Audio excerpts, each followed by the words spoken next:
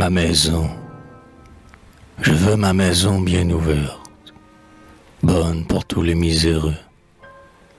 Je l'ouvrirai à tout venant, comme quelqu'un se souvenant d'avoir longtemps pâti dehors, assailli de toutes les morts, refusé de toutes les portes, mordu de froid, rongé d'espoir, anéanti d'ennuis vivaces, exaspéré d'espoir tenace, toujours en quête de pardon, toujours en chasse de péché.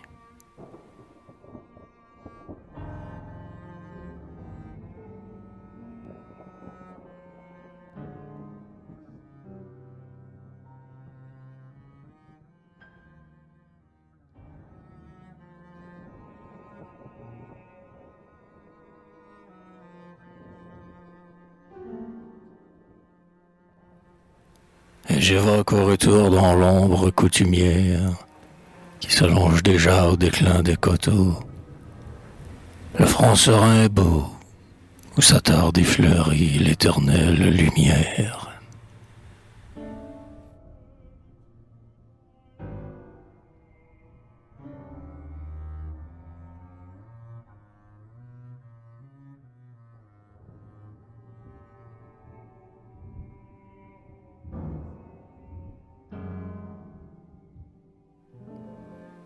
Lassitude.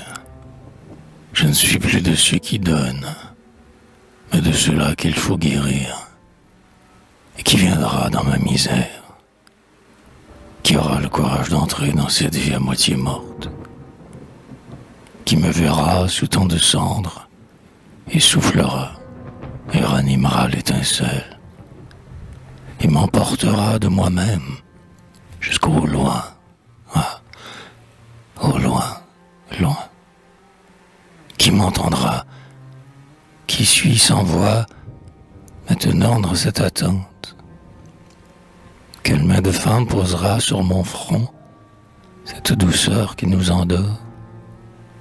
Quels yeux de femme au fond des miens, au fond de mes yeux obscurcis, voudront aller, fiers et profonds, pourront passer sans se souiller? Quels yeux de femme et de bonté voudront descendre en se réduit et recueillir et ranimer et ressaisir et retenir cette étincelle à peine là? Quelle voix pourra retentir? Quelle voix de miséricorde? Voix claire avec la transparence du cristal et la chaleur de la tendresse, pour me réveiller à l'amour, me rendre à la bonté, m'éveiller à la présence de Dieu dans l'univers. Quelle voix pourra se glisser très doucement, sans me briser, dans mon silence intérieur?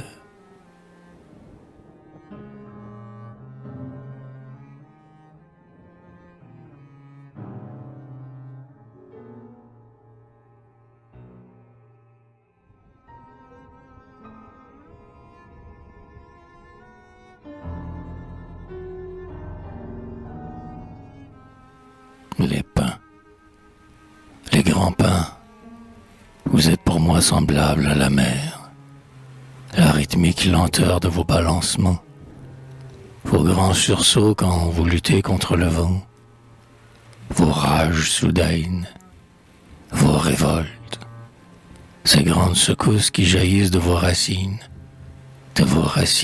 inébranlables, et tout le long du tronc, tout au long du centre résistant, les secousses qui s'amortissent dans les racines, dans le tronc où tout meurt dans la paix et le calme, sans vous mourir à votre surface, dans le vert glauque des feuillages qui frémissent au vent dur, et votre fête se renverse comme une tête cabrée. Chaque tête de la forêt frémit, mais d'un frisson intérieur qui circule à travers le bois élastique des troncs, tendus, dans la grande masse de la forêt, de sorte que c'est bien semblable à la mer.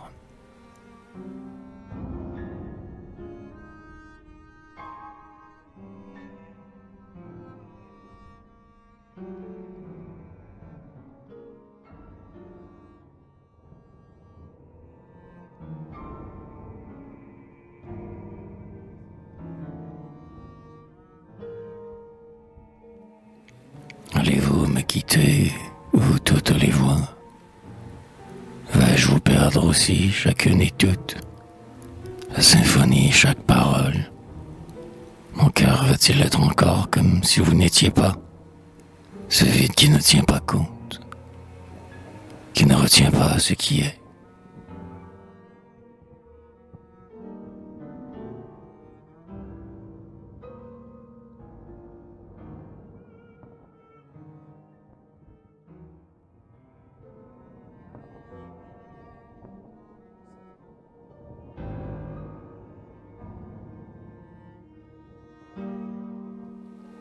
Voix du vent, la grande voix du vent, toute une voix confuse au loin, puis qui grandit en s'approchant, devient cette voix-ci, cette voix-là, cet arbre de cet autre, et continue, redevient une grande voix confuse au loin.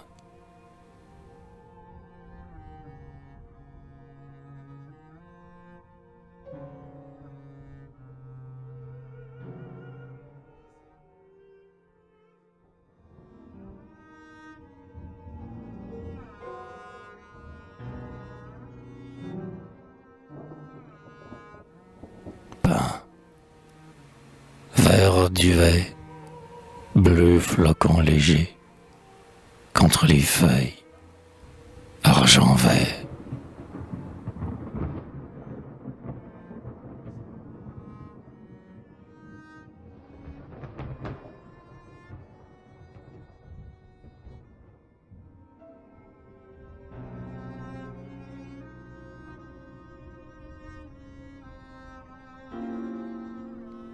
Silence. Toute parole me devienne intérieure, et ma bouche se ferme comme un coffre qui contient des trésors, et ne prononce plus ces paroles dans le temps, des paroles en passage, mais se ferme et garde comme un trésor ces paroles, hors l'atteinte du temps salissant, du temps passager. Ces paroles qui ne sont pas du temps, mais qui représentent le temps dans l'éternel, des manières de représentants ailleurs de ce qui passe ici, des manières de symboles, des manières d'évidence de l'éternité qui passe ici, des choses uniques, incommensurables, qui passent ici parmi nous mortels, pour jamais, plus jamais. Et ma bouche est fermée comme un coffre sur les choses que mon âme garde intime, qu'elle garde, incommunicable, et possède ailleurs.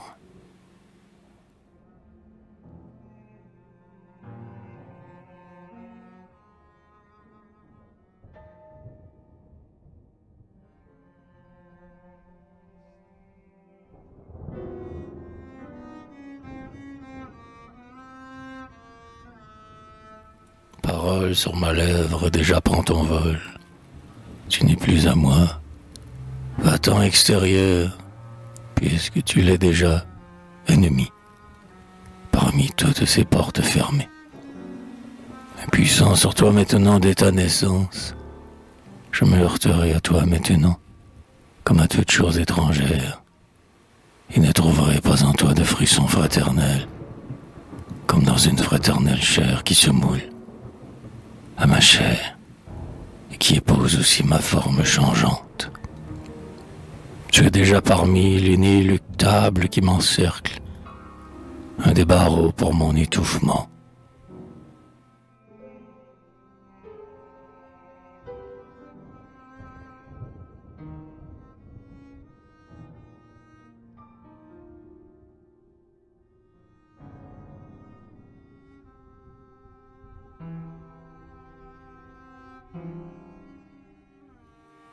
Tous et chacun, chacun et tous, interchangeables, de mots, signes, de l'ineffable identité, où prend lumière tout le poème. Nature, tu m'as chanté, le duo à voix équivoque, immatériel balancement, par-delà l'opacité du nombre.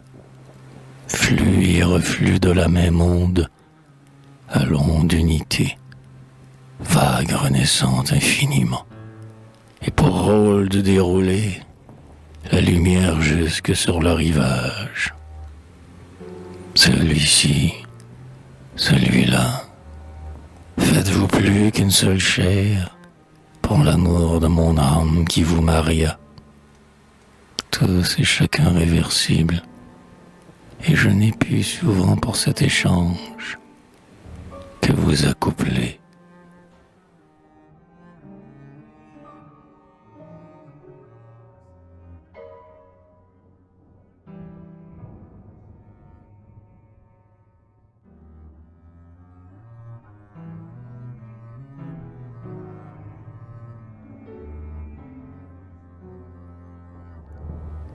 Glissement. Qu'est-ce que je machine à ce fil pendu? À ce fil une étoile à la lumière. Vais-je mourir là, pendu? Ou mourir un noyé fatigué de l'épave? Glissement dans la mer qui vous enveloppe. Une véritable sœur enveloppante, qui transpose la lumière en descendant, la conserve à vos yeux pour les emplir. Souviens-toi de la mer qui t'a bercé, vieux mort bercé au glissement de ce parcours, accompagné de lumière verte, qui troubla d'un remous l'ordonnance de ses réseaux, à travers les couches de l'onde innombrables. Et maintenant, dans les fonds calmes caressés d'algues, souviens-toi des vagues et leurs bercements, vieux mort enfoui dans les silences sous-marins.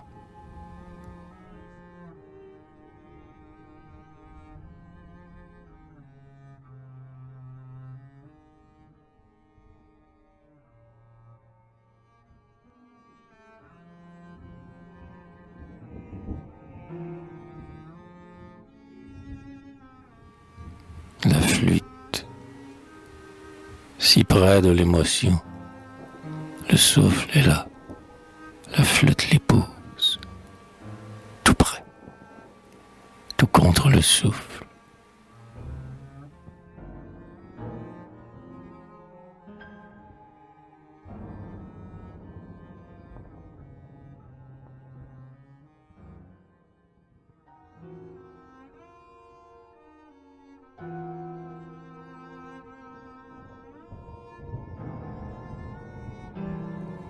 Te voilà verbe en face de mon être, un poème en face de moi, par une projection par-delà moi, de mon arrière-conscience. Un fils tel qu'on ne l'avait pas attendu, être méconnaissable, frère ennemi. Et voilà le poème encore vide qui m'encercle, dans l'avidité d'une terrible exigence de vie, m'encercle d'une mortelle tentacule. Chaque mot une bouche suçante, une ventouse qui s'applique à moi pour se gonfler de mon sang. Je nourrirai de moelle ces balancements.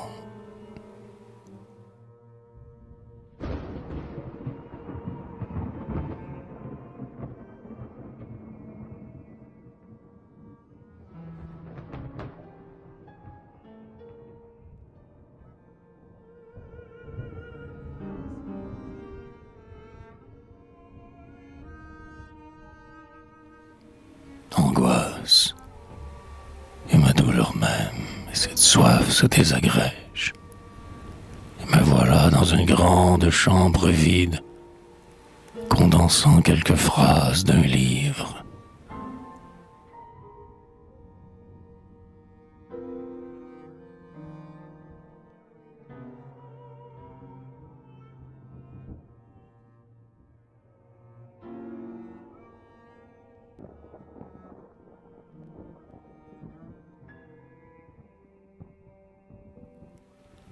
Quant à toi, dépasse la tour, allonge la main au faîte de la tour, et fais signe à ceux qui n'ont pas de vue au-dedans.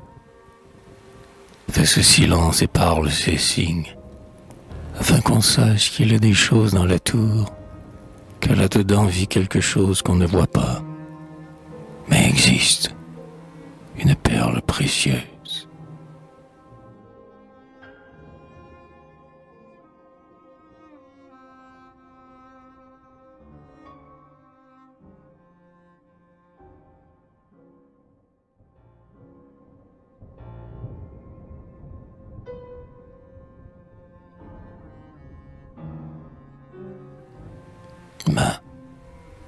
Mes mains, ne vous embrassez pas, ce soir que ma vie flue par tous mes pores. Ne vous embrassez pas dans le stérile embrassement de vous-même, mais joignez-vous sainte que vous pouvez être. Joignez-vous, je vous prie, ô sainte main, pour l'impondérable prière, et tantôt ouvrez-vous clair, pour le rayonnement de ce que vous reçûtes.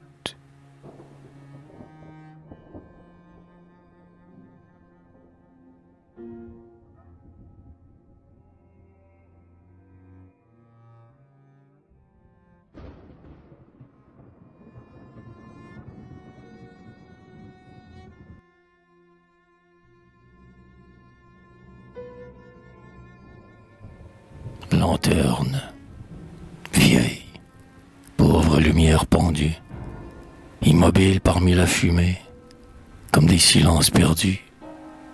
Qu'est-ce que vous faites là? Qu'est-ce? Je vous prie que vous regardez. Lumière pendue morte. De tristesse comme vous, des sourires tout faits, et des regards alentour, comme vous suspendus, au sein branlant des danseuses de bazar.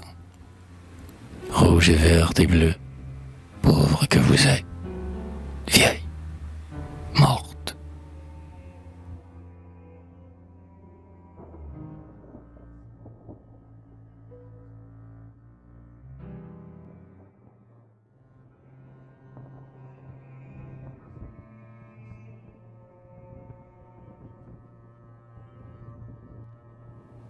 Je me sens balancer à la cime d'un arbre. Non, ces voix de femme, vous n'entamerez pas la pureté de mon chant. Et si vous m'êtes hier fraternel, cette chaleur étouffée où je m'endormirai, j'ai trouvé ce soir dans ce cimier, parmi le froissement des feuilles comme une onde, le refuge parmi l'air clair espéré, la vie dans le souvenir de la fraîcheur.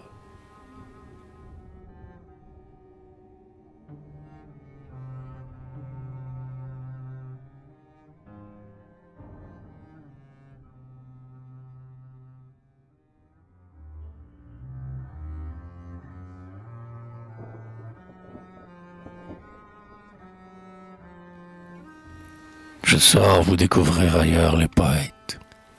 Chacun ailleurs en dehors de cette petite vie. J'irai vous découvrir parmi la vie de tout le monde et la mort de tout le monde. Où tous ont étalé la fuite de leur vie sur le plancher. Pas chez moi, je vous en prie. C'est là que vous allez vous éveiller, me décomposer tout l'univers, devant moi et le reconstruire. À débordement de tout cadre.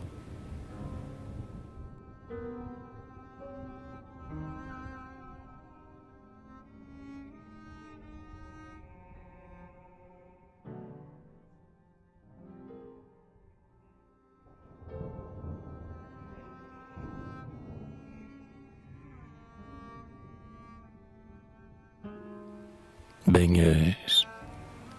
Ah, le matin dans mes yeux sur la mer. Une claire baigneuse a ramassé sur elle toute la lumière du paysage.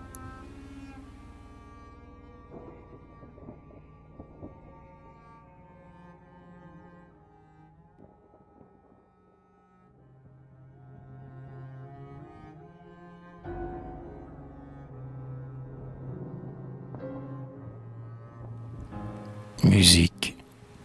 Musique pour moi ce soir. Lointaine. Dévoilée au loin, tu transportes là-bas mon âme.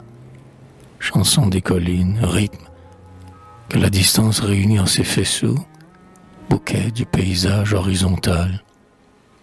Est-ce que les enfants n'entendent pas cela? tout le jour. Et les anges, ces paysages réunis dans une seule lumière.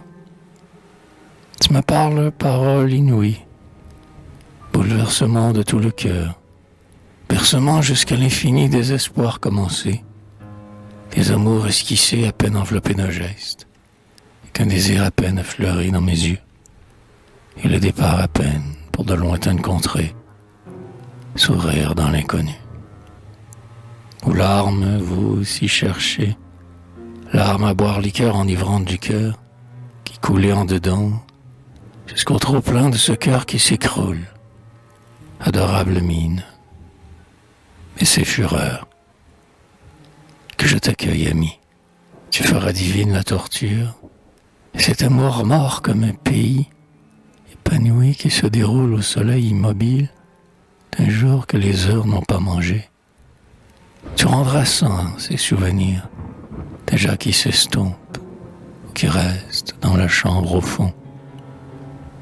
Ce cœur toujours désaffecté, passèrent tant de roses sans fleurir, et fleurs sans cœur au sein de la corolle, et corolle trop tôt fanée déjà, qui a tombé au milieu même de ses bercements, prodiguée par l'air du soir et votre soif, et de ce désaltérement de la matinale fraîcheur. Musique pour moi, tu donnes ce soir, vie ailleurs quasiment, saintement joie, ailleurs. Ces choses mortes hier, ces commencements de jours morts-nés, ces espoirs enfin de fidélité parmi la ferveur, et renouvellement de toute la terre à l'aurore. Musique, chère sœur, amie ce soir bientôt délaissée. Et tu m'emplis, moi bassin, toi fontaine comme inépuisable de là-haut, par ton inépuisable source d'on ne sait où.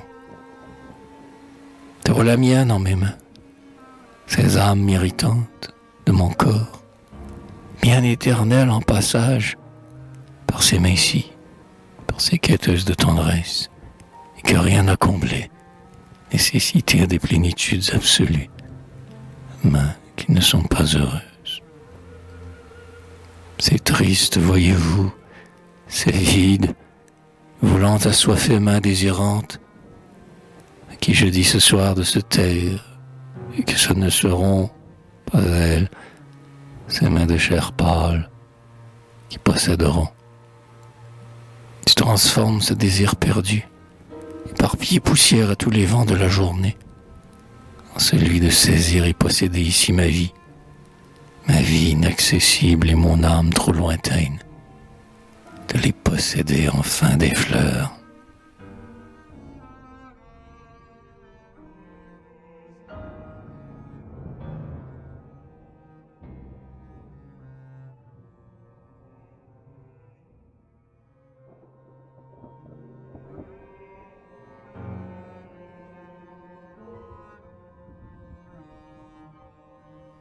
C'est eux qui m'ont tué, sont tombés sur mon dos avec leurs armes, m'ont tué, sont tombés sur mon cœur avec leur haine, m'ont tué, sont tombés sur mes nerfs avec leurs cris, m'ont tué. C'est eux en avalanche m'ont écrasé, cassé en éclats comme du bois, rompu mes nerfs comme un câble de fil de fer, qui seront nets, tous les fils en bouquet fou, jaillissent et se recourbent, pointe à vif. On émietté ma défense comme une croûte sèche, on égrené mon cœur comme de l'ami, on tout éparpillé cela dans la nuit. Ils ont tout piétiné sans en avoir l'air, sans le savoir, le vouloir, sans le pouvoir, sans y penser, sans y prendre garde, par leur seul terrible mystère étranger, parce qu'ils ne sont pas à moi venus m'embrasser. Ah, quel désert faut-il qu'on s'en aille, pour mourir de soi-même tranquillement.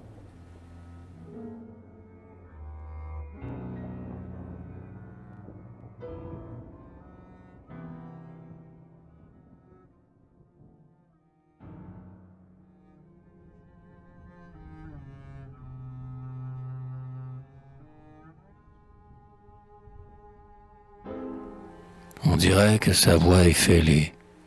Déjà, il rejoint parfois l'éclat du rire. Mais quand il est fatigué, le son n'emplit pas la forme. C'est comme une voix dans une chaudière. Cela s'arrête au milieu, comme s'il ravalait le bout déjà dehors. Cela casse et ne s'étend pas dans l'air. Cela s'arrête.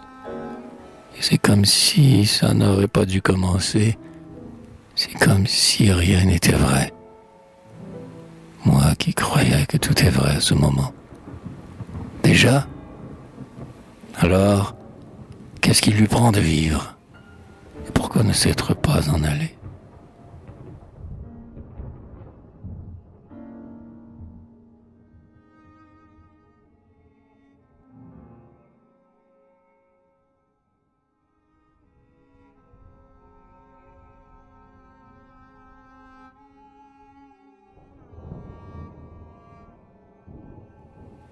Au moment qu'on a fait la fleur, tout notre amour plongé en elle, quand la fatigue tout à coup la fane entre nos doigts, quand la fatigue tout à coup surgit alentour, il s'avance sur nous comme un cercle qui se referme.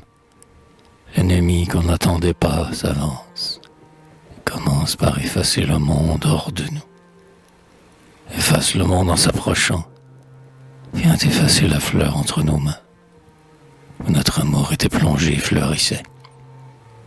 Notre amour alors dépossédé rentre en nous, reflue en nous et nous prend au dépourvu, nous gonfle d'un flot trop lourd, nous abat d'un vertige inattendu, et nous sommes épouvantés, et comme désarmés devant cette parole, devant la tristesse de la parole de la chair, qu'on n'attendait pas et qui nous frappe comme un soufflet au visage.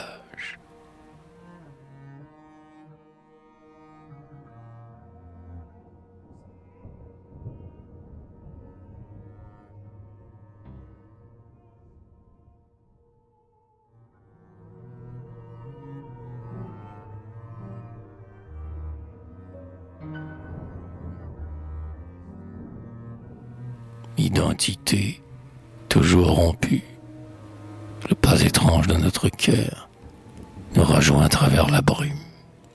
On l'entend. Quel drôle de cadran. Le nœud s'est mis à sentir les tours de corde dont il est fait. Une chambre avec meubles, le cadran sur la console. Tout cela fait partie de la chambre. On regarde par la fenêtre. On vient s'asseoir à son bureau. On travaille. On se repose. Tout est tranquille. Tout à coup, tic-tac, l'horloge vient nous rejoindre par les oreilles, vient nous tracasser par le chemin des oreilles. Il vient à petits coups, tout casser la chambre en morceaux. On lève les yeux. L'ombre a bougé la cheminée. L'ombre pousse les cheminées. Les meubles sont tout changés. Et quand tout s'est mis à vivre tout seul, chaque morceau étranger s'est mis à contredire un autre. Où est-ce qu'on reste, qu'on demeure? Tout est en trous et en morceaux.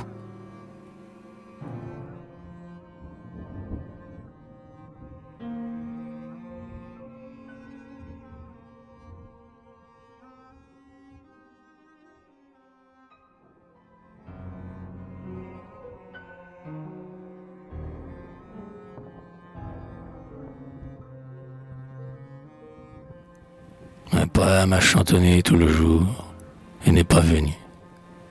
On a senti sa présence tout le jour, sous le ventre, comme une eau qui se gonfle et cherche une issue. Mais cela s'est perdu dans la terre. Il n'y a plus rien.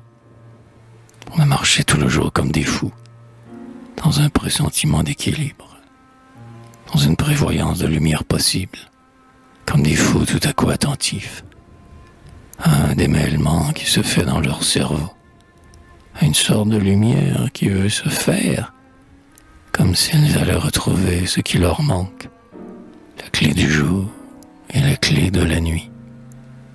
Mais il s'affole de la lenteur du jour à naître, et voilà que la lueur s'en retourne dans le soleil hors de vue, et une porte d'ombre se referme sur la solitude plus abrupte et plus incompréhensible. Le silence strident comme une note unique qui annihile le monde entier, la clé de lumière qui manque au coffre de tous les trésors.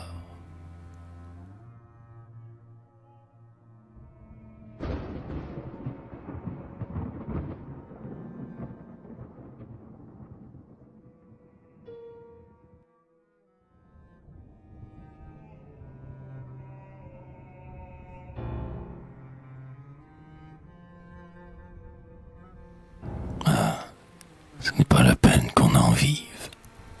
Quand on en meurt si bien, pas la peine de vivre. Et voir cela mourir, le soleil et les étoiles. Ce n'est pas la peine de vivre et de survivre aux fleurs, et de survivre au feu, des cendres. Mais il vaudrait si mieux qu'on meure, avec la fleur dans le cœur, avec cette éclatante fleur de feu dans le cœur.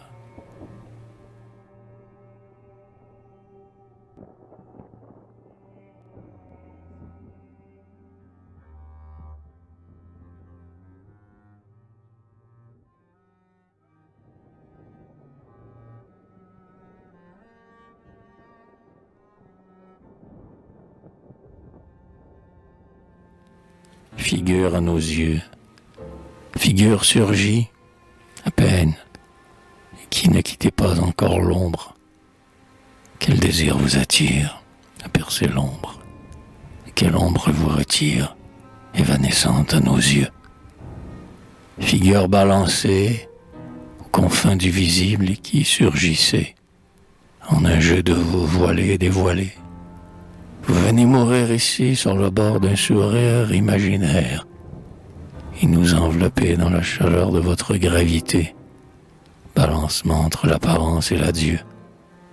Vous nous quittez, vos yeux n'auront pas regardé, mais nous serons tombés dedans comme dans la nuit.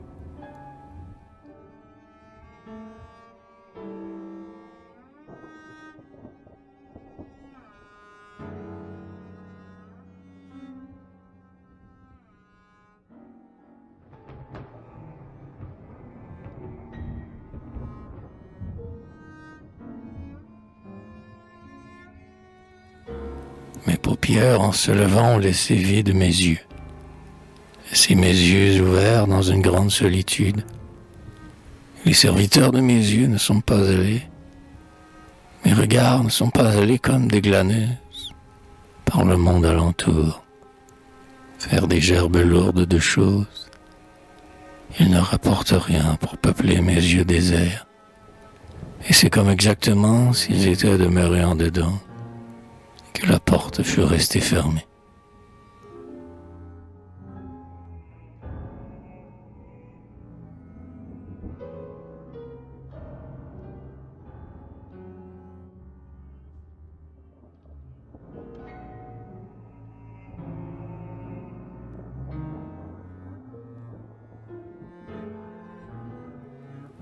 Ma solitude n'a pas été bonne. Ma solitude au bord de la nuit n'a pas été bonne. Ma solitude n'a pas été tendre à la fin de la journée au bord de la nuit, comme une âme qu'on a suivie sans plus attendre, l'ayant reconnue pour sœur. Ma solitude n'a pas été bonne, comme celle qu'on a suivie, sans plus attendre choisie, pour une épouse inébranlable, pour la maison de notre vie et le cercueil de notre mort, gardien de nos os silencieux, dont notre âme se détacha.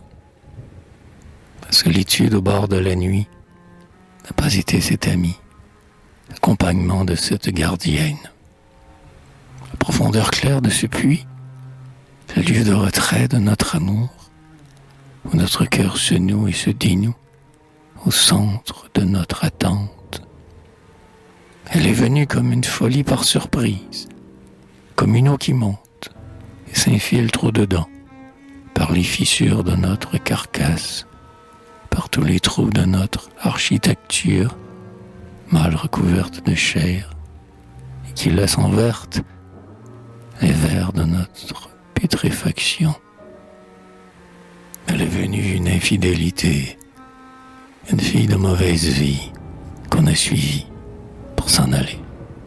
Elle est venue pour nous ravir dans le cercle de notre lâcheté et nous laisser désemparés. Elle est venue pour nous séparer. Alors l'âme en peine là-bas, c'est nous qu'on ne rejoint pas. C'est moi que j'ai déserté. C'est mon âme qui fait cette promenade cruelle, tenue au froid désert. C'est rond que je me livre à cet arrêt tout seul, à l'immobilité de ce refus, penché mais sans prendre part au terrible jeu, à l'exigence de toutes ces petites secondes irremplaçables.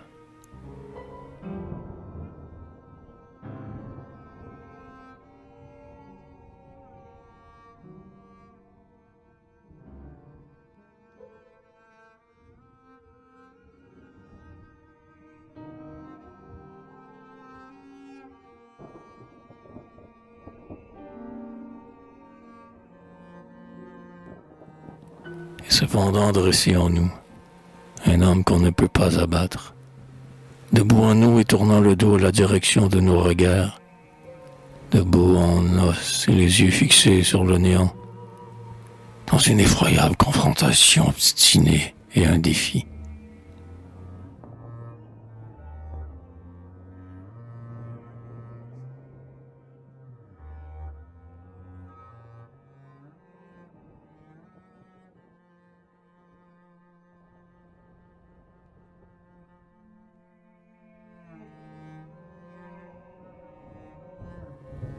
Et jusqu'au sommeil perdu dompter l'ombre, autour de nous, sans nous prendre, estompe tout, ne laissant que ce point en moi lourd,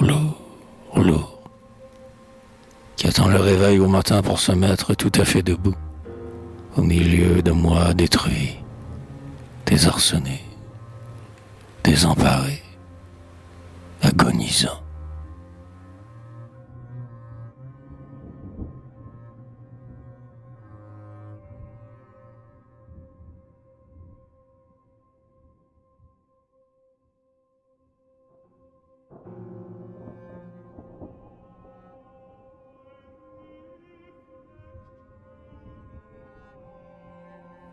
À propos de cet enfant qui n'a pas voulu mourir et dont on a voulu choyer au moins l'image, comme un portrait dans un cadre dans un salon, il se peut que nous nous soyons trompés exagérément sur son compte. Il n'était peut-être pas fait pour le haut sacerdoce qu'on a cru. Il n'était peut-être qu'un enfant comme les autres, et haut seulement pour notre bassesse, et lumineux seulement pour notre grande ombre, sans rien du tout. Enterrons-le, le cadre avec et tout. Il nous a menés ici comme un écureuil qui nous perd à sa suite dans la forêt. Et notre attention et notre ruse s'est toute gâchée à chercher obstinément dans les broussailles. Nos yeux se sont tout énervés à chercher son souhait là, dans les broussailles à sa poursuite. Toute notre âme s'est perdue à l'affût de son passage, qui nous a perdus. Croyons découvrir le monde nouveau à la lumière de ses yeux. Nous avons cru qu'il allait nous ramener au paradis perdu. Mais maintenant, enterrons-le. Au moins le cadre avec l'image et toutes les tentatives de route que nous avons battues à sa poursuite et tous les pièges attrayants que nous avons tendus pour le prendre.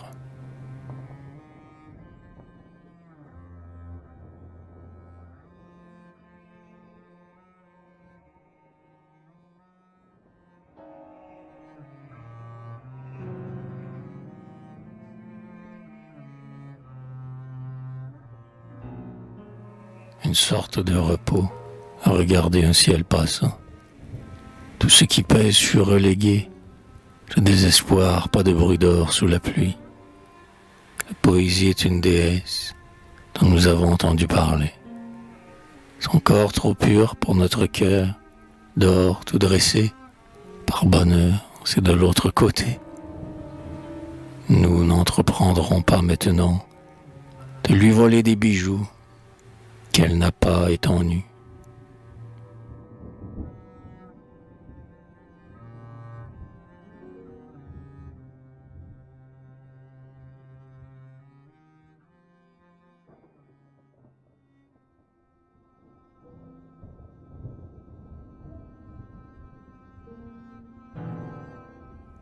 Dis-le, les vivants n'ont pas pitié des morts. Et que feraient les morts de la pitié des vivants? Mais le cœur des vivants est dur comme le bon arbre et ils s'en vont fort de leur vie. Pourtant le cœur des morts est déjà tout en sang et occupé d'angoisse depuis longtemps. Et tout en proie au cou, trop accessible au cou à travers leur carcasse ouverte. Mais les vivants passants n'ont pas pitié des morts, qui restent avec leur cœur au vent sans abri.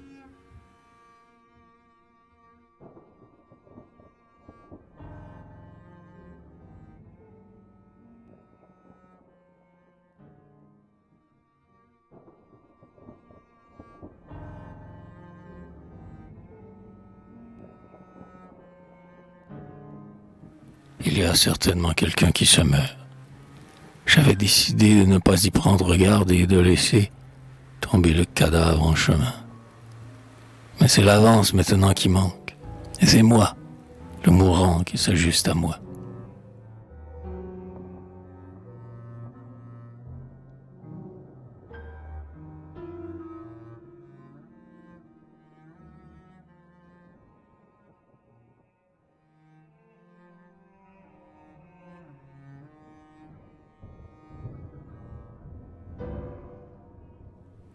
Il vient une belle enfant avec des yeux neufs pour visiter. Nous allons vous faire visiter nos cercueils. Ce n'est pas un bien beau pays, mais nous allons vous le faire voir. Nous sommes un peu surpris de votre venue. Nous n'attendions plus rien. Non, je ne veux pas plutôt les prairies à la lumière. Nous mourrions à la lumière. Vous n'y pensez pas? C'est hors de question. Alors j'aime mieux m'en aller.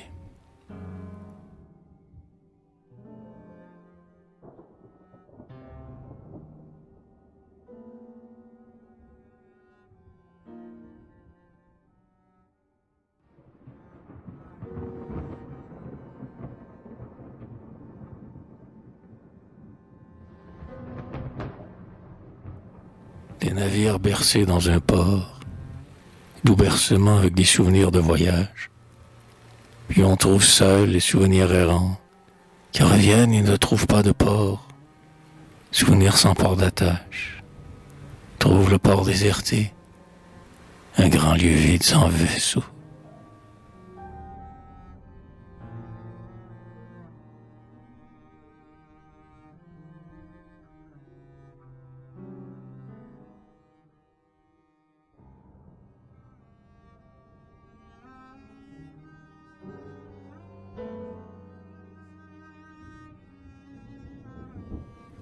Quand on est réduit à ses os, assis sur ses os, couché en ses os, avec la nuit devant soi.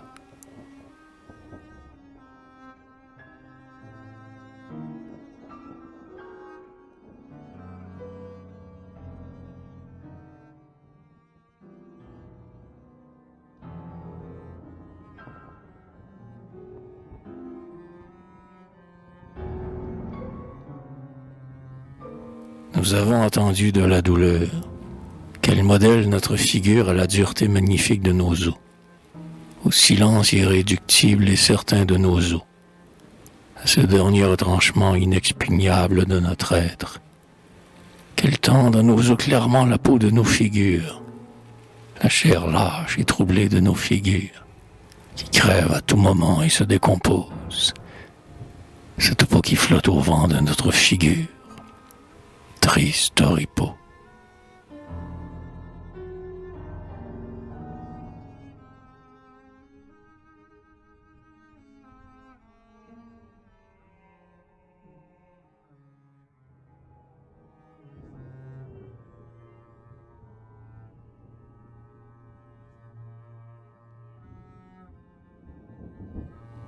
Bout du monde, bout du monde. Ce n'est pas loin. On croyait au fond de soi faire un voyage à n'en plus finir. Mais on découvre la platitude de la Terre. La Terre, notre image. Et c'est maintenant le bout du monde, cela. Il faut s'arrêter. On en est là. Il faut maintenant savoir entreprendre le pèlerinage et s'en retourner à Rebrousse, pas de notre venue. Avec le dernier à nos trousses de cette déconvenue, et sans retourner à contre-courant de notre mirage, sans tourner la tête aux nouvelles voies de notre richesse. On a déjà trop attendu au bord d'un arrêt tout seul. On a déjà perdu trop de cœur à s'arrêter. Nous groupons alentour de l'espace de ce que nous n'avons pas, la réalité définitivement acceptable de ce que nous pourrions avoir. Des colonies, des possessions et toute une ceinture d'îles, faites à l'image et amorcée par ce point au milieu, central de ce que nous n'avons pas, qui est le désir.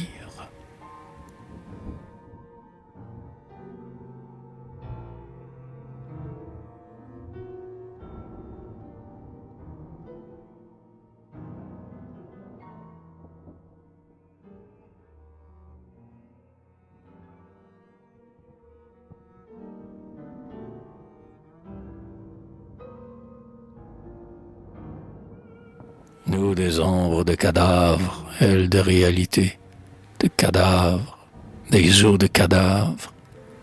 Quelle pitié nous prend, et quelle admiration.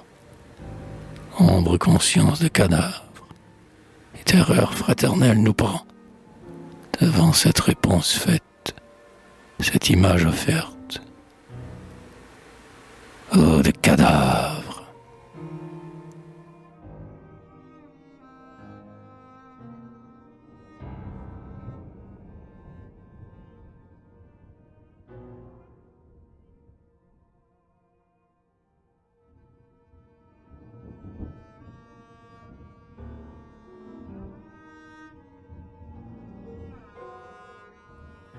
S'en fut une passage dans notre monde.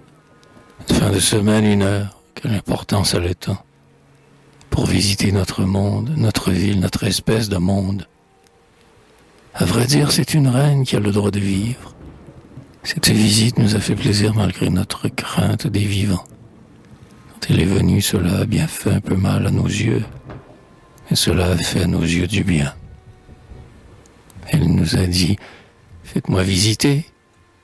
Mais elle ne nous a pas connus tels que nous étions. Étant tout à son désir et sa curiosité, elle nous a dit, faites-moi visiter le monde. Nous l'avons prise par la main alors. Un peu mal à l'aise parce qu'elle n'était pas une compagnie familière et que son pas n'avait pas la même allure que le nôtre. Nous sommes un peu trop habitués à l'allure de notre propre pas. Les reines nous déconcertent quelque peu.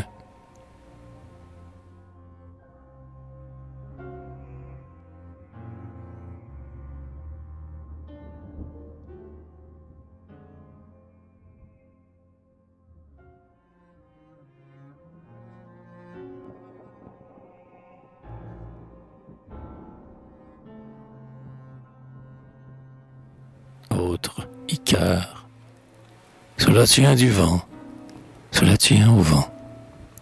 Cela n'est qu'un accroc que l'on fait au passage, un nœud que l'on fait au fil fugace du temps. Et nous sentons bien qu'à travers ce mince filet qu'on a fait, ces faibles appuis qu'on a pris sur le cours de notre en allée, ces liens ingénieux tendus à travers des espaces trop vides, il n'y a qu'un cri au fond qui persiste. Il n'y a qu'un cri d'un lien persistant. Les tiges des nuits sont déjà rompues. Toutes les attaches des fleurs et pétales de fleurs sont déjà rongées. Ou ces ailes de plumes de notre cœur de cire sont déjà détachées. Et plumes au vent, plumes flottant au vent par-dessus cette noyade, sans port d'attache.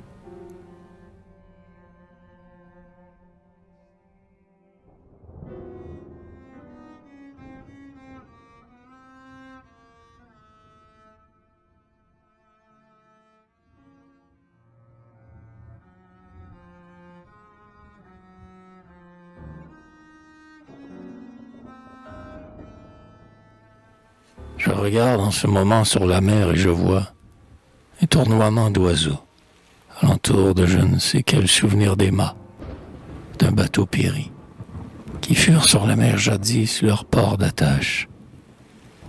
Et c'est à ce moment aussi que j'ai vu fuir un bateau fantôme à 2 mâts déserts que les oiseaux n'ont pas vu, n'ont pas reconnu.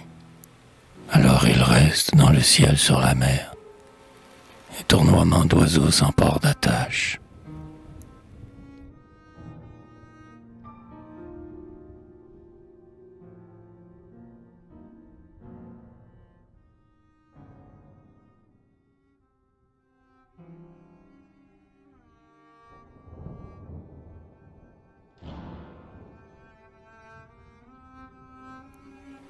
Inventaire. Cet enfant qu'on a dit n'a pas eu le sort qu'il fallait. Il est venu au monde dans les conditions décevantes, au milieu d'horribles animaux dont les pires ne sont pas les bêtes féroces, qui l'eussent, peut-être, mangé en bas âge pour son plus grand bien. Mais il y a tous les rongeurs qui ne changent rien à l'affaire.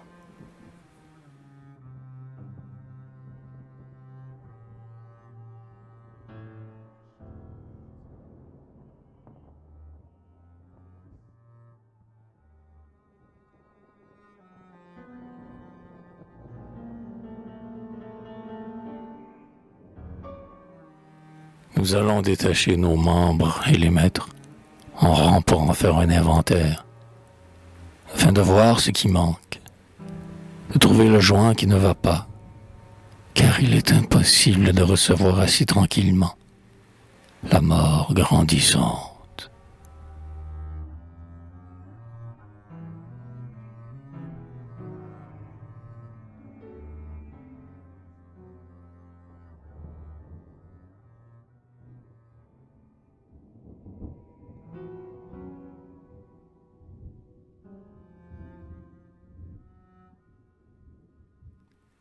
Le bleu du ciel et la lumière coulant en nous avaient servi d'espérance durant ce jour.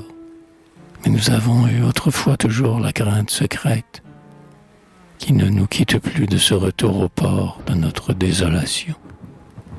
Où nous sommes arrivés maintenant malgré la beauté de la nuit qu'il fait par-dessus nous, retirés de la haute mer, de notre repos sur la mer, de tous nos voyages sur la mer vaste et claire, par on ne sait quel courant contraire derrière nous qui nous reprend avec une obstination désespérante et nous rapporte à l'écrasement de ce maelstrom, lequel nous relâche à la surface au moment où nous allions enfin périr.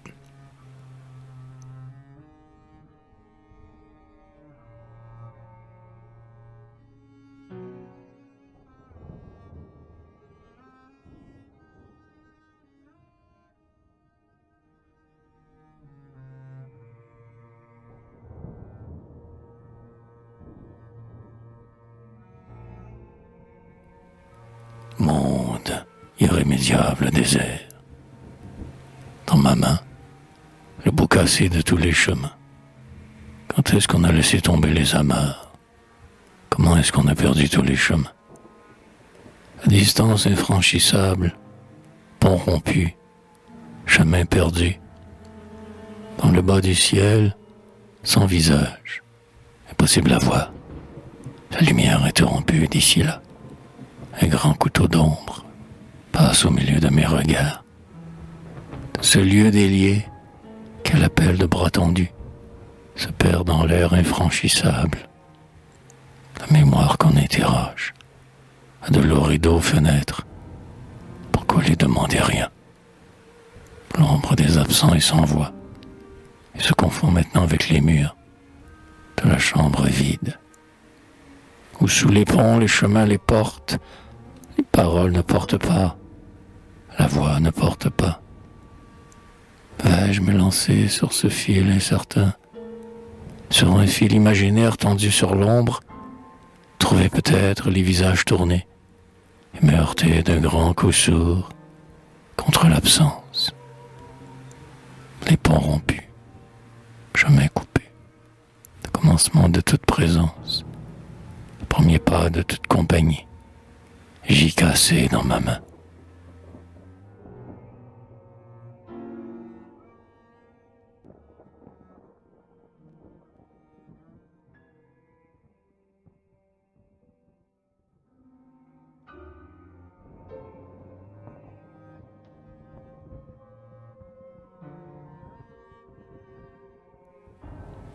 Après tant et tant de fatigue, espoir d'un sommeil d'enfant, un repos enfin meilleur, après tous les sommeils noirs, un bon repos nous invite.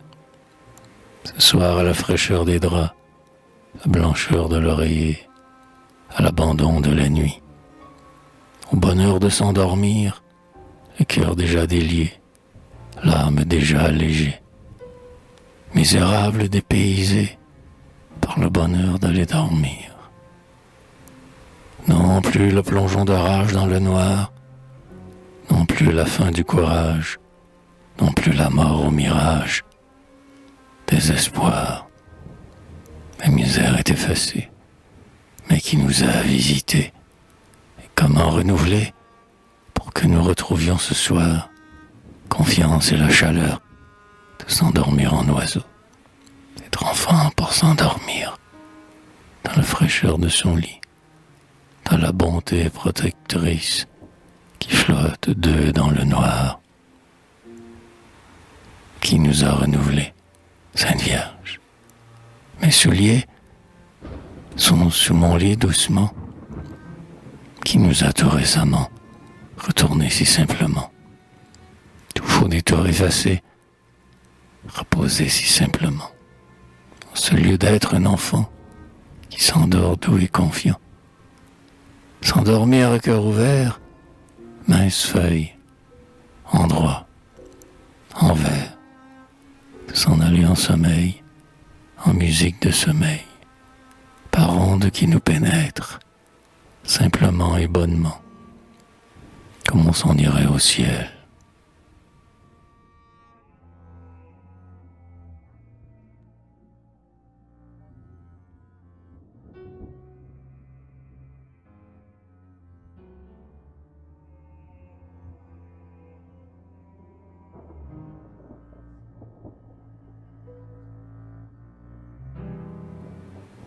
Mon cher François, Conaccio, Modo, voilà l'aspect de mon repère, qui est une belle maison de pierre, sur un coteau, sous un coteau. Bon an, mal an, l'été, l'hiver, on y entend le bruit de l'eau, qui dégringole par rouleau, pierre en pierre par derrière. Au printemps, j'y mets à l'abri, mon cœur trop mince et ma carcasse. J'y vis en hiver, l'été j'y coule ma vie, cette me lasse, et l'automne j'y fais la chasse, sans grand danger pour les perdrix.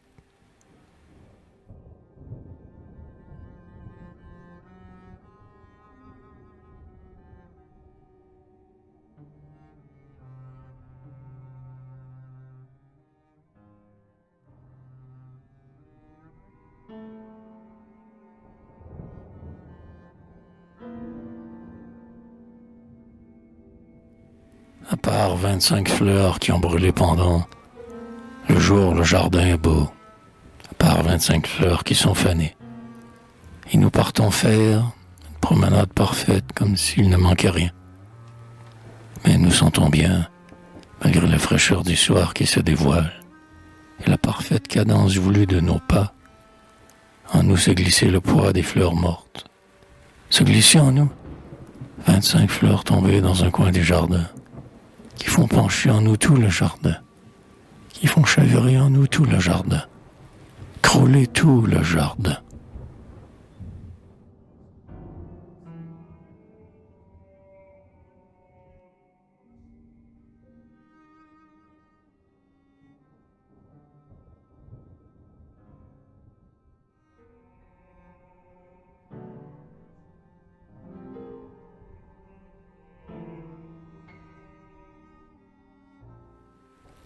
Après les plus vieux vertiges, après les plus longues pentes, et les plus lents poisons, ton lit certain comme la tombe, un jour à midi, s'ouvrait nos corps faiblis sur les plages, ainsi que la mer. Après les plus lentes venues, les caresses les plus brûlantes, après ton corps une colonne, bien claire et parfaitement dure, mon corps une rivière étendue et dressée pure jusqu'au bord de l'eau. Entre nous le bonheur indicible d'une distance, après la clarté du marbre, les premiers gestes de nos cris, et soudain le poids du sang s'écroule en nous comme un naufrage. Le poids du feu s'abat sur notre cœur perdu. Après le dernier soupir, et le feu a chaviré l'ombre sur la terre. Les amarres de nos bras se détachent pour un voyage mortel. Les liens de nos étreintes tombent d'eux-mêmes et s'en vont à la dérive sur notre couche, qui s'étend maintenant comme un désert. Tous les habitants sont morts, nos yeux pâlis n'en rencontrent plus rien.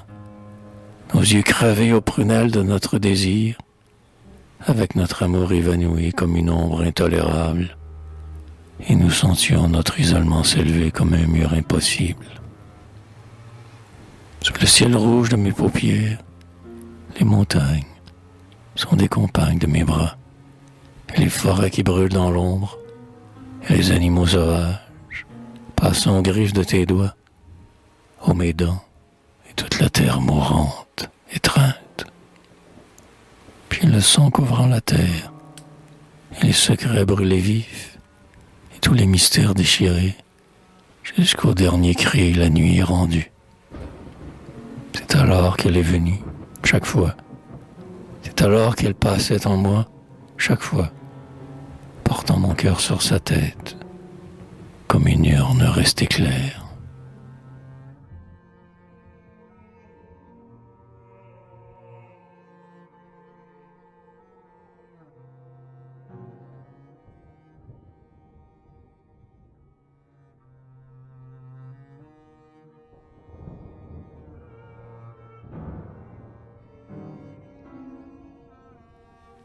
Ô lecteur, à toi, ces poèmes utilitaires que tu comprendras si tu t'y cherches, qui veut croire qu'une ombre n'est qu'une ombre, alors que ton cœur est travaillé par l'envie de toute possession.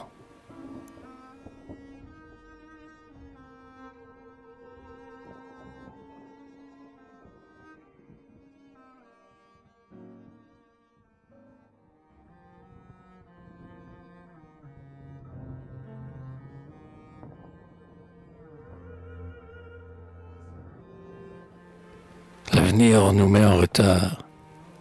Demain, c'est comme hier, on n'y peut pas toucher. On a la vie devant soi comme un boulet lourd au talon. Le vent dans le dos nous écrase le front contre l'air. On se perd pas à pas. On perd ses pas un à un. On se perd dans ses pas, ce qui s'appelle des pas perdus. Voici la terre sous nos pieds, plate comme une grande table. Seulement, on n'en voit pas le bout. C'est à cause de nos yeux qui sont mauvais. On n'en voit pas non plus le dessous, d'habitude. Et c'est dommage, car il s'y décide des choses capitales à propos de nos pieds et de nos pas. C'est là que se livrent des conciliabules géométriques qui nous ont pour centre et pour lieu. C'est là que la succession des points devient une ligne, une ficelle attachée à nous, et que le jeu se fait terriblement pur, d'une implacable constance dans sa marche au bout qui est le cercle, cette prison. Vos pieds marchent sur une surface dure, sur une surface qui vous porte comme un empereur, et vos pas à travers tombent dans le vide, pas perdus. Ils font un cercle et c'est un point. On les place ici et là, ailleurs, à travers 20 rues qui se croisent, et l'on entend toc, toc sur le trottoir, toujours à la même place, juste au-dessous de vos pieds. Et pas perdu tombe sous soi dans le vide, et l'on croit qu'on ne va plus les rencontrer, croit que le pas perdu, c'est donné une fois. Pour tout est perdu une fois pour toutes. Mais c'est une bien drôle de semence. Et qui a sa loi? Il se place en cercle et vous regarde avec ironie. Prisonnier des pas perdus.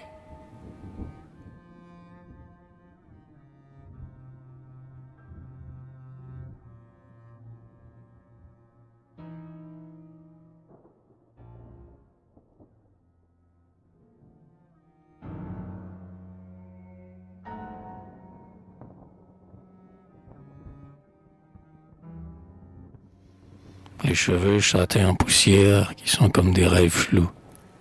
Auréoles sans consistance qui ne sont que comme un cadre.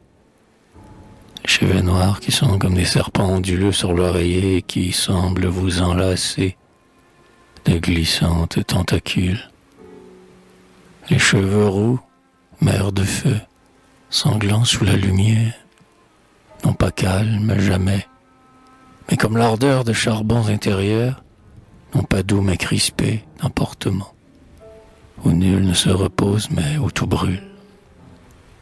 Vous êtes, châtains, les seuls qui sachiez descendre dans la nuque qui y mettre votre poussière, comme une chute qui écume en eau éparpillée. Mais les blonds sont le duvet de la peau qui chatouille la langue, des cheveux fous et gris qui sont comme des aiguilles dans les mains. Les larges cheveux noirs sont longues houles qui sont un bercement.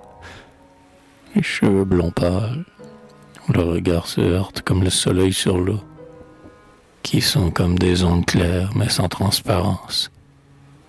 Les cheveux noirs qui, comme la nuit, sont sans fond, où plonge le regard jusqu'à l'infini. Et d'indicibles épouvantes naissent à ces lueurs mouvantes, tordu au vent rageur qui vente.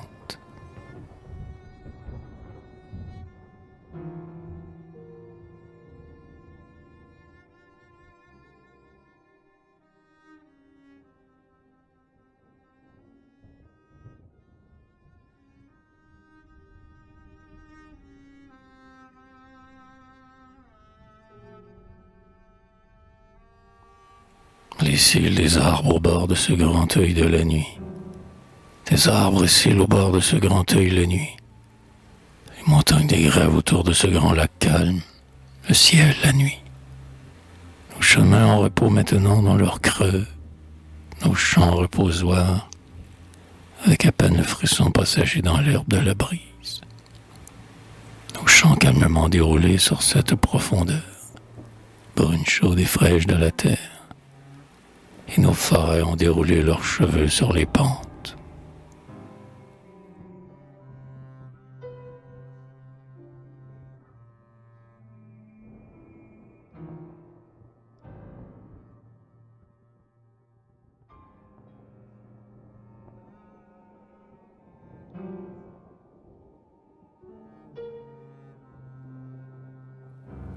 Le diable, pour ma damnation, m'a laissé entrevoir la scène par l'ouverture des rideaux.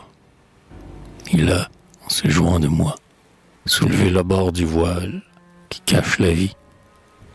Oh, pas longtemps, juste à peine ce qu'il faut pour me laisser appréhender ce qui est de l'autre côté et aiguiser et mettre en branle la curiosité.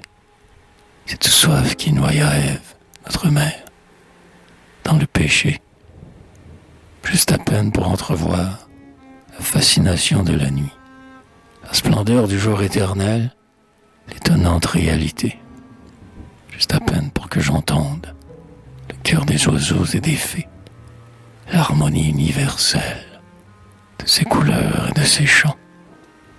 Et je reste là dans la salle, les yeux ouverts, les oreilles attentives, affamé, rongé d'attente, à mesure que le désespoir grimpe en moi, séché de soif et de cette attention, vers la commissure des rideaux, me disant, est-ce le moment?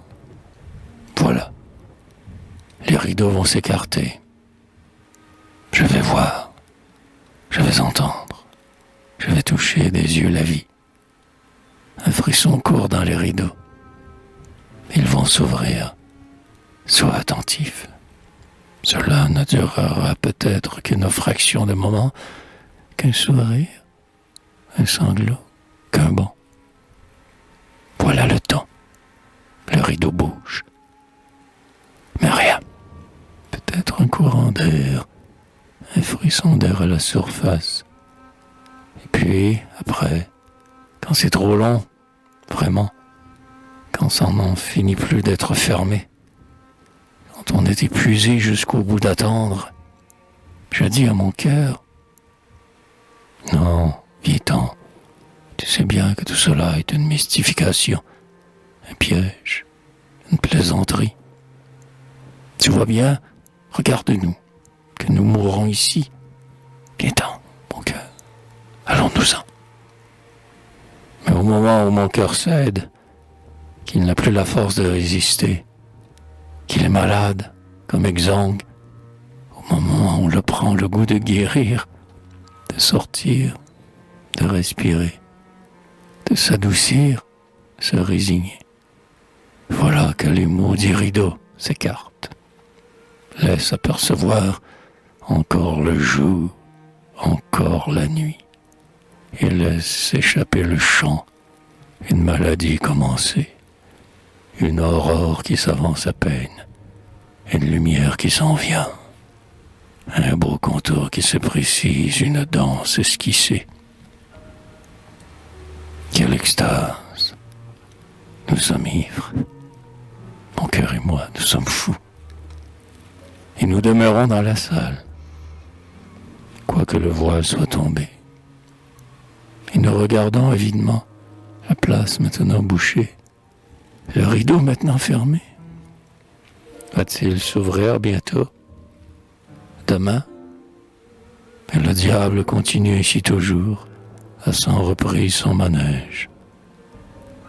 Je l'entends rire dans les coulisses et s'amuser de notre mort à petit feu, à mesure qu'il voit surgir la folie au fond de nos yeux agrandis.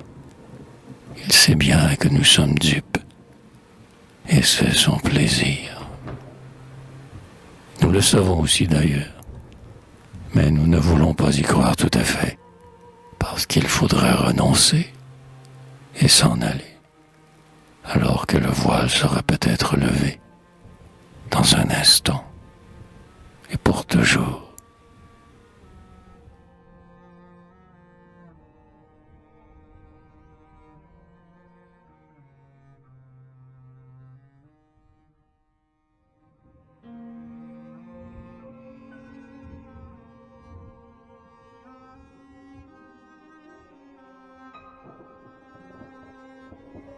Mais j'ai vécu en cet écheveau inextricable qu'on démêlera par une fugue. Et passé la fugue, je reviens tantôt à cet écheveau inextricable.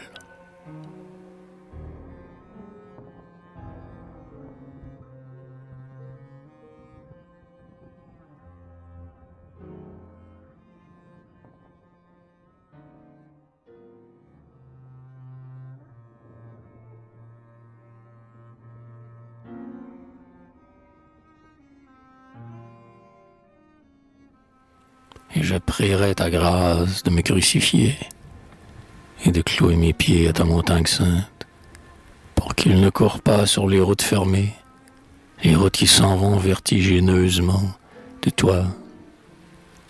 Que mes bras aussi soient tenus grands ouverts à l'amour par des clous solides, et mes mains, des mains ivres de chair, brûlantes de péché, soient à te regarder, lavées par ta lumière. Et je prierai l'amour de toi, chaîne de feu, de me bien attacher au bord de ton calvaire, et de garder toujours mon regard sur ta face, pendant que reluira par-dessus ta douleur ta résurrection et le jour éternel.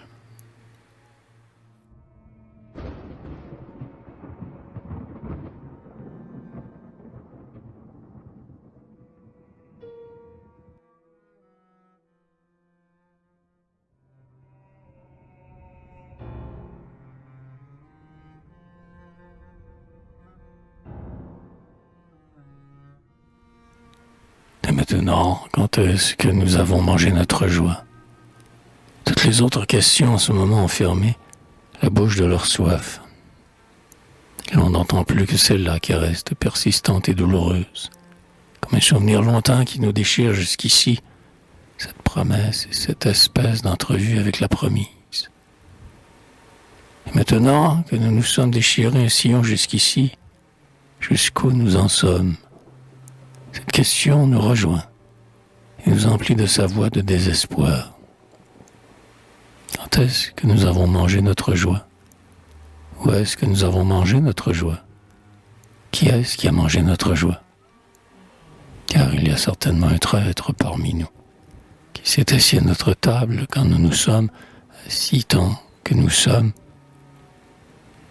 tant que nous étions, tous ceux qui sont morts de cette espèce de caravane qui a passé, tous les enfants et les bons animaux de cette journée qui sont morts, tous ceux maintenant lourds aux pieds qui continuent à se cheminer dans cette espèce de rêve aux mâchoires fermées, et dans cette espèce de désert de la dernière aridité, et dans cette lumière retirée derrière un mur, infranchissable de vide et qui ne sert plus à rien. Parmi tous ceux qui nous sommes assis, tant que nous étions et tant que nous sommes, car nous transportons le poids des morts, plus que celui des vivants. Qui est-ce qui a mangé notre joie parmi nous? On ne reste plus que cette espèce de souvenir qui nous a déchirés jusqu'ici. Qui est-ce parmi nous que nous avons chacun abrité, accueilli parmi nous, retenu parmi nous par une espèce de secrète entente? Ce traître frère que nous avons reconnu pour frère et amené avec nous dans notre voyage d'un commun accord et protégé d'une complicité commune, et suivi jusqu'à cette extrémité que notre joie a été toute mangée, sous nos yeux sans regarder, qu'il ne reste plus que cette espèce de souvenir qui nous a déchirés jusqu'ici, et cet illusoire désespoir qui achève de crever dans son lit.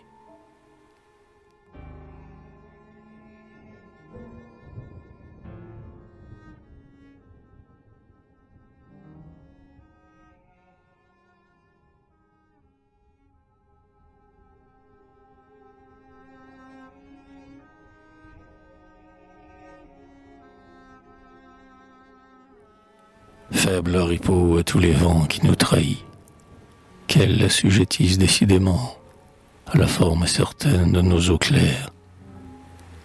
Mais la douleur fut-elle devancée? Est-ce que la mort serait venue secrètement faire son nid dans nos eaux mêmes? Aurait pénétré, corrompu nos eaux mêmes?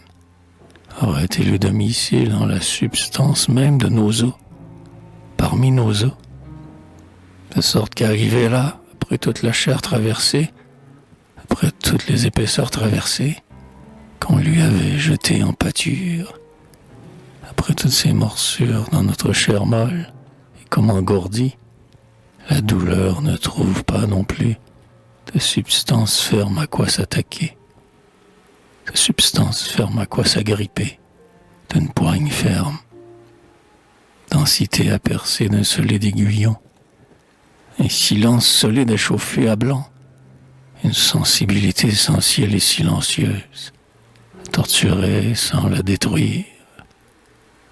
Mais elle ne rejoint encore qu'une surface qui s'effrite, un édifice poreux qui se dissout, un fantôme qui s'écroule et ne laisse plus que poussière.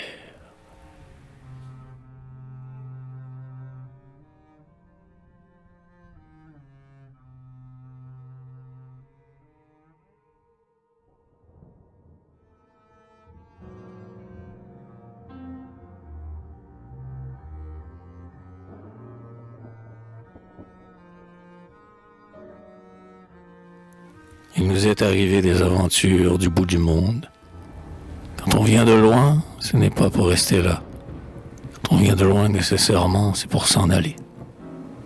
Nos regards sont fatigués d'être fauchés par les mêmes arbres, par la scie contre le ciel des mêmes arbres, et nos bras de faucher toujours à la même place. Nos pieds n'étaient plus là pour nous attacher dans la terre. Ils nous attiraient tout le corps pour des journées à perte de vue. Il nous est arrivé des départs impérieux, depuis le premier jusqu'à n'en plus finir, la perte de vue dans l'horizon renouvelé, qui n'est jamais que cet appel au loin qui module le paysage, ou cette barrière escarpée qui fouette la rage de notre curiosité et ramasse en nous de son poids le ressort de notre bon. On n'a pas eu trop de neige à manger. On n'a pas eu à boire trop de vent et de rafales. On n'a pas eu trop de glace à porter, trop de morts à porter dans des mains de glaçons. Il en est qui n'ont pas pu partir, qui n'ont pas eu le courage de vouloir s'en aller, qui n'ont pas eu la joie aux yeux d'embrasser l'espace, qui n'ont pas eu l'éclair du sang dans les bras de s'étendre. Ils se sont endormis sur des bancs. Leur âme leur fut ravie durant leur sommeil.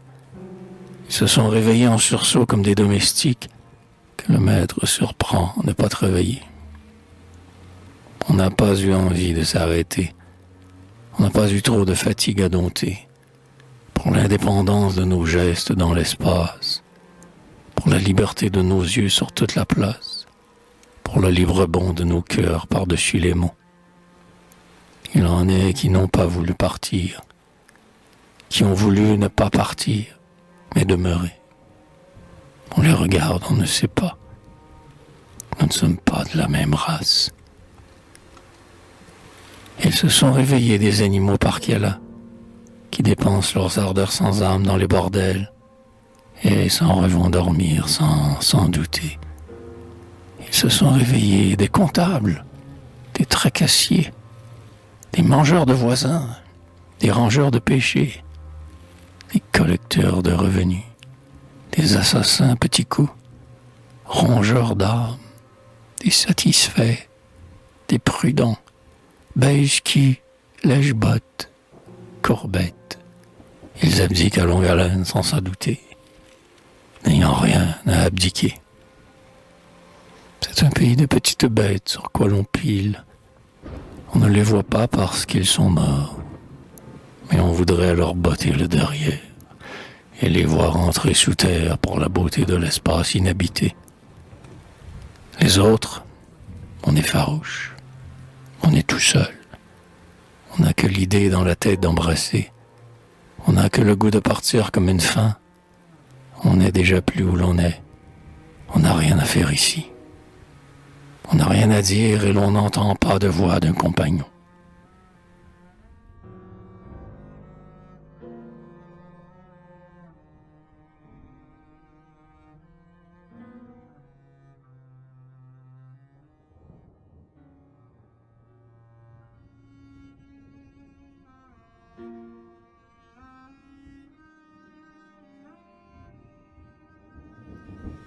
J'avais son bras d'eau fraîche autour de mon cou et la brûlure de son ventre sous mon épaule. Et ma tête était portée sur le spasme misérable de son corps, roulée sur cette suffocation misérable, sur cette respiration malade. Et dans mes yeux qu'on ne peut fermer, l'horreur d'un plafond bas et blanc, et cependant autour de mon cou, son bras incroyable restait d'eau fraîche.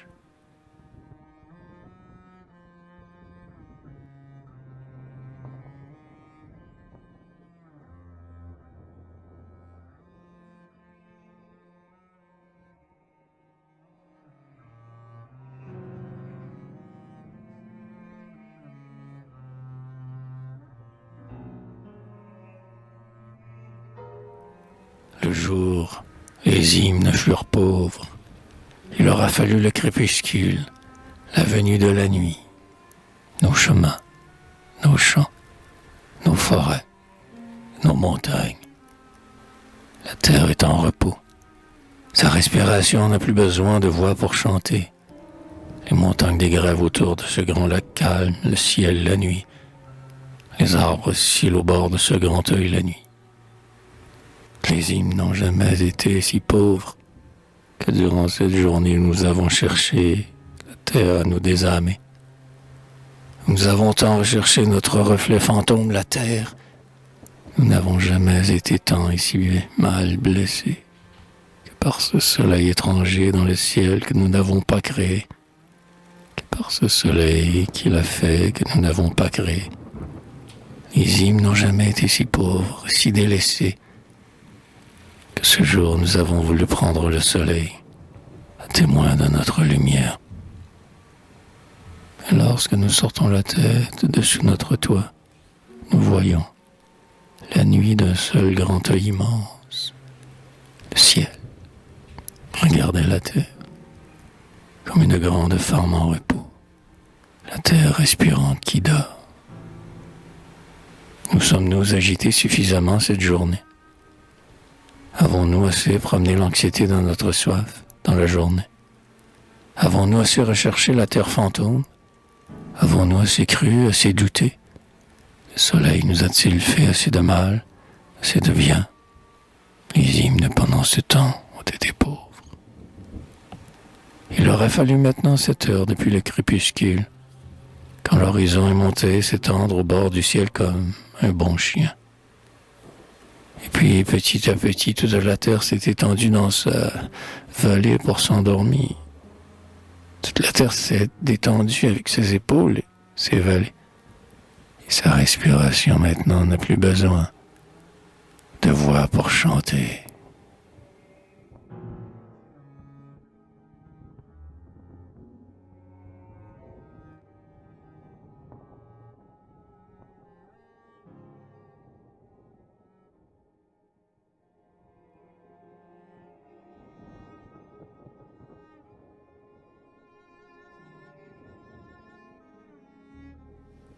Leur cœur est ailleurs, au ciel peut-être.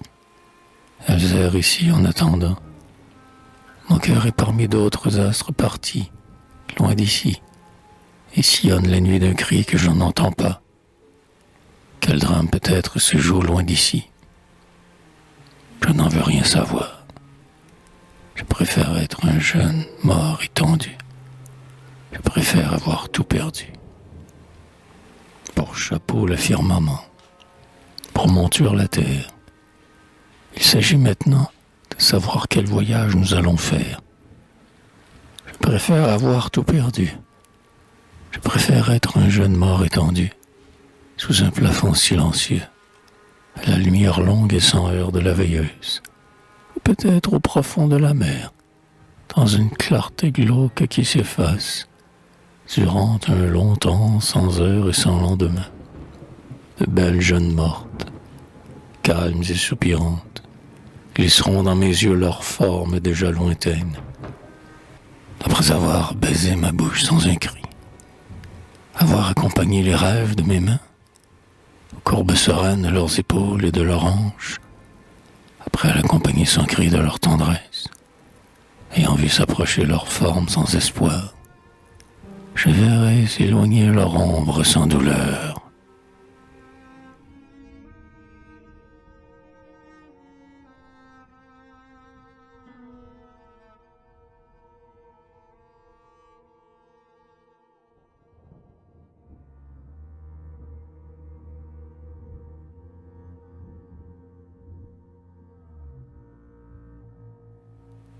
Mon dessein n'est pas un très bel édifice, bien vaste, solide et parfait, mais plutôt de sortir en plein air. Il y a les plantes, l'air et les oiseaux. Il y a la lumière et ses roseaux. Il y a l'eau. Il y a dans l'eau, dans l'air et sur la terre, toutes sortes de choses et d'animaux. Il ne s'agit pas de les nommer. Il y en a trop. Mais chacun sait qu'il y en a tant et plus, et que chacun est différent, unique. On n'a pas vu 2 fois le même rayon, tomber de la même façon dans la même eau, de la fontaine. Chacun est unique et seul. Moi j'en prends un ici, j'en prends un là, et je les mets ensemble pour qu'ils se tiennent compagnie. Ce n'est pas la fin de la nuit, ce n'est pas la fin du monde, c'est moi.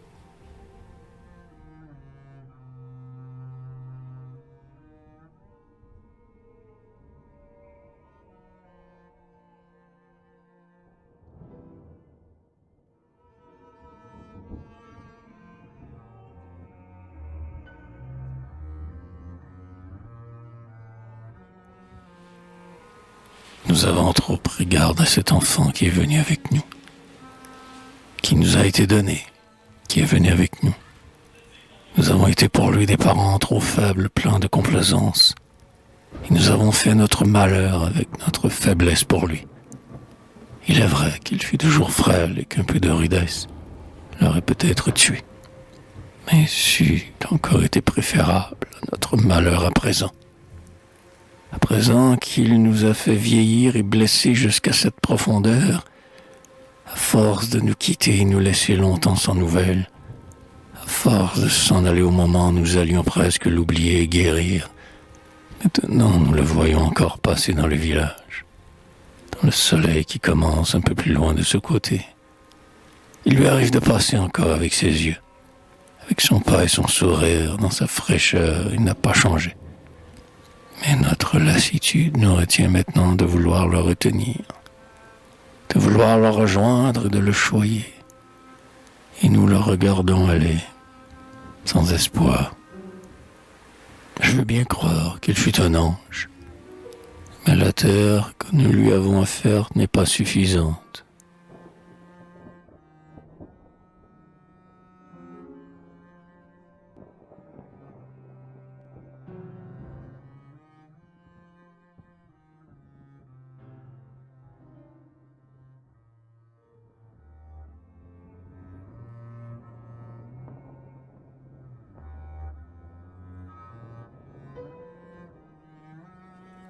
On n'avait pas fini de ne plus se comprendre. On avançait toujours à se perdre de vue. On n'avait pas fini de se trouver les plaies. On n'avait pas fini de ne plus se rejoindre. Le désir retombait sur nous comme du feu. Notre ombre invisible et continue. Et ne nous quitte pas pour tomber derrière nous, sur le chemin. On la porte pendue aux épaules. Elle est obstinée à notre poursuite. Et dévore à mesure que nous avançons la lumière de notre présence. On n'arrive guère à s'en débarrasser. En se retournant tout à coup, on la retrouve, à la même place. On n'arrive pas à la secouer de soi. Et quand elle est presque sous nous, aux alentours de midi, elle fait encore sous nos pieds un trou menaçant dans la lumière. On n'a pas lieu de se consoler quand la nuit vient. De se tranquilliser, d'être soulagé, de regarder avec un sourire autour de soi, parce qu'on ne voit plus l'ombre, de se croire libéré. Seulement qu'on ne la voit plus. Sa présence n'est plus éclairée, parce qu'elle a donné la main à toutes les ombres. Nous ne sommes plus qu'une petite lumière enfermée, qu'une petite présence intérieure dans l'absence universelle. Et l'appel de nos yeux ne trouve point d'écho dans le silence de l'ombre déserte. On passe en voyage au soleil. On est un passage vêtu de lumière, avec notre ombre, nos trousses comme un chacal qui mange à mesure notre mort. Avec notre ombre, nos trousses comme une absence qui boit à mesure notre lumière. Avec notre absence à nos trousses comme une fosse, un trou dans la lumière sur la route qui avale notre passage comme l'oubli. On s'est tous réunis dans le milieu du temps. On a tout réuni dans le milieu de l'espace. Bien moins loin du paradis que d'habitude. On s'est tous réunis pour une grande fête. Et l'on a demandé à Dieu le Père et Jésus-Christ et au Saint-Esprit qui est la troisième personne. On leur a demandé d'ouvrir un peu le paradis, de se pencher, de regarder, voir s'ils reconnaissaient un peu le monde, si cela ressemblait un peu à l'idée qu'ils en ont. Si ce n'était pas bien admirable, c'est qu'ils en ont fait. Ceux qui sont venus avec une âme du bon Dieu, avec des yeux du bon Dieu, pour faire un bouquet pur avec le monde. Ils ont tout ressacré les mots qu'on avait foutus. Ils ont tout retrouvé les voix qu'on avait perdues. Ils ont rejoint le vent avec son chant. Ils ont ramassé l'arbre qu'on a vu. Ils sont allés glaner dans les limbes la paille d'or des moments inaltérables qui sont une fois nés ici comme une musique étrangère et qui n'ont pas voulu mourir, bondir de leur lumière hors du temps et qui n'avaient pas trouvé leur repos. fait offrande de leur corps pour l'éternité, qui restent en suspens sous la garde des anges suspendus. Voilà qu'ils sont venus, nous ont reconnus, et leur reconnaissance nous a lavés. Voilà qu'ils ont reconnu tout le monde, et ils nous ont offert le monde reconnaissable.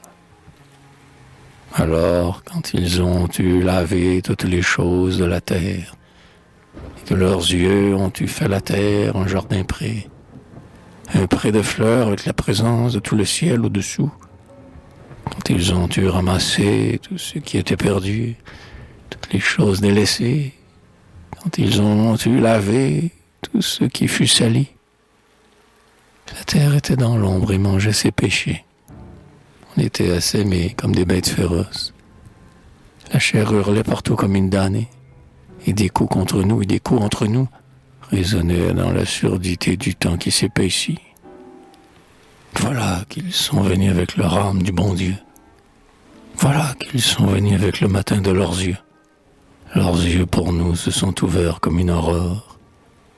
Voilà que leur amour a toute lavé notre chair. Ils ont fait de toute la terre un jardin-pré, un pré de fleurs pour la visite de la lumière, de fleurs pour la présence de tout le ciel dessus. Ils ont bu toute la terre comme une onde. Ils ont mangé toute la terre avec leurs yeux. Ils ont retrouvé toutes les voies que les gens ont perdues. Ils ont recueilli tous les mots qu'on avait foutus. Le temps marche à nos talons, dans l'ombre qu'on fait sur le chemin. Tout cela, le temps et l'ombre sont venus. Ils ont égrené notre vie à nos talons. Et voilà que les hommes s'en vont en s'effritant. Les pas de leur passage sont perdus sans retour. Les plus belles présences ont été mangées. Les plus purs éclats furent effacés.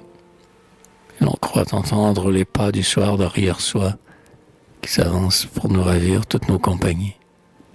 S'en vient tout éteindre le monde à nos yeux, qui vient effacer en cercle tout le monde, vient dépeupler la terre à nos regards, nous refouler au haut d'un rocher comme le déluge, et nous prendre au piège d'une solitude définitive, nous déposséder de tout l'univers. Et voilà que sont venus ceux qu'on attendait. Voilà qu'ils sont venus avec leur âme du bon Dieu, leurs yeux du bon Dieu, qu'ils sont venus avec les filets de leurs mains, le piège merveilleux de leurs yeux pour filet. Ils sont venus par derrière le temps et l'ombre, aux trousses de l'ombre et du temps. Ils ont tout ramassé, ce qu'on avait laissé tomber.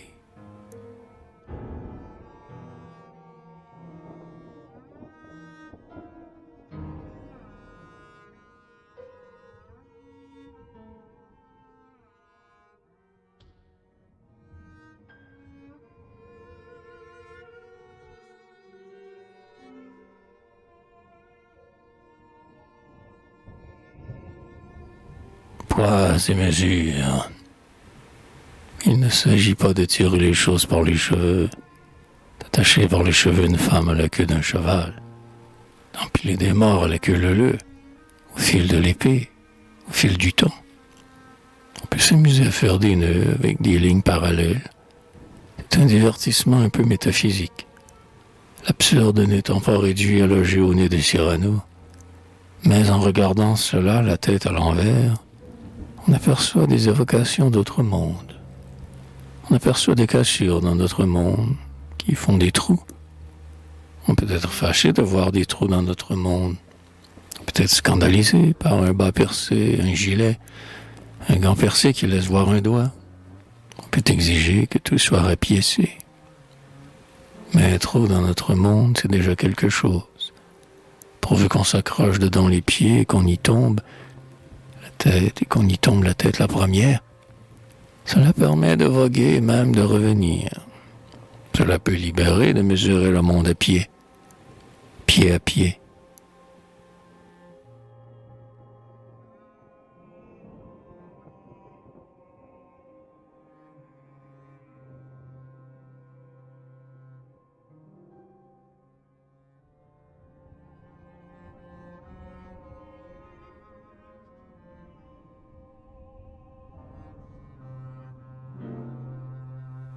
quitte le monticule impossible au milieu, et le manteau gardant le silence des eaux, et la grappe du cœur enfin désespéré, où pourra maintenant s'incruster cette croix, à la place du glaive assis du dépit, à l'endroit pratiqué par le couteau fixé, dont le manche remue un mal encore aigu, chaque fois que ta main se retourne vers toi, où s'incruste la croix avec ses bras de fer, comme le fer qu'on cloue à l'écorce d'un arbre, qui blesse la surface. Mais la cicatrice de l'écorce bientôt le submerge et le couvre, et plus tard le fil dur qui blessait la surface, on le voit assuré au bon centre du tronc. C'est ainsi que la croix sera faite en ton cœur, et la tête et les bras et les pieds qui dépassent, avec le Christ dessus et nos minces douleurs. Quitte le monticule impossible au milieu. Place-toi désormais aux limites du lieu, avec tous les pays derrière tes épaules, et plus rien devant toi que ce pas à parfaire, le pôle repéré par l'espoir praticable, et le cœur aimanté par le fer de la croix. Mon cœur, cette pierre qui pèse en moi, mon cœur pétrifié par ce stérile arrêt, et regard retourné vers les feux de la ville, et l'envie attardée au centre des regrets, et les regrets perdus vers les pays possibles. Ramène ton manteau, pèlerin sans espoir, ramène ton manteau contre tes os, rabat tes bras épars de bonheur déserté, ramène le manteau de ta pauvreté contre tes os, et la grappe séchée de ton cœur pour noyau. Laisse un autre à présent en attendrir la peau. Quitte le monticule impossible au milieu, d'un pays dérisoire et dont tu fis le lieu, de la fuite au secret à surprendre de nuit, au secret d'un mirage où déserter l'ennui.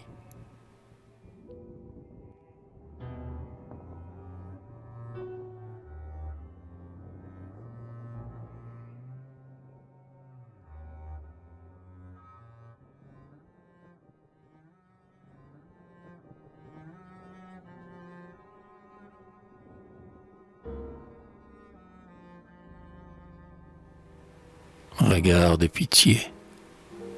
Nous avons mis à mort la pitié. Nous ne pouvons pas qu'elle soit. Nous sommes les orgueilleux. Nous nions le regard de pitié. Nous sommes les regards de pitié. Nous ne pouvons pas ne pas être sur terre. Les regards de pitié.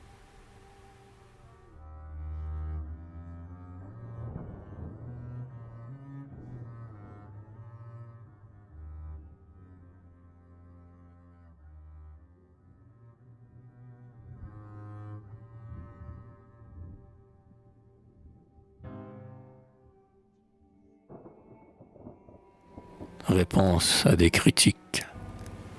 La vie n'est pas drôle, on se connaît.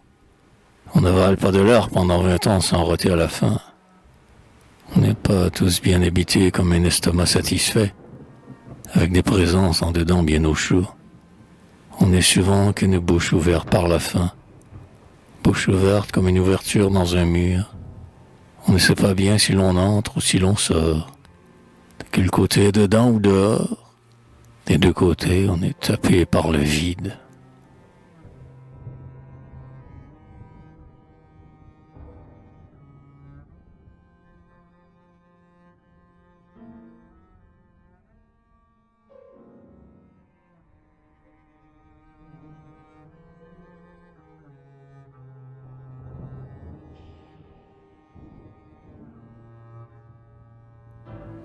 Un bon coup de guillotine pour accentuer les distances. Je place ma tête sur le cheminée et le reste va qu'à ses affaires. Mes pieds s'en vont à leur voyage, mes mains à leurs pauvres ouvrages. Sur la console de la cheminée, ma tête a l'air d'être en vacances. Un sourire est sur ma bouche, tel que si je venais de naître. Mon regard passe, calme et léger, ainsi qu'une âme délivrée. On dirait que j'ai perdu la mémoire, et cela fait une douce tête de fou.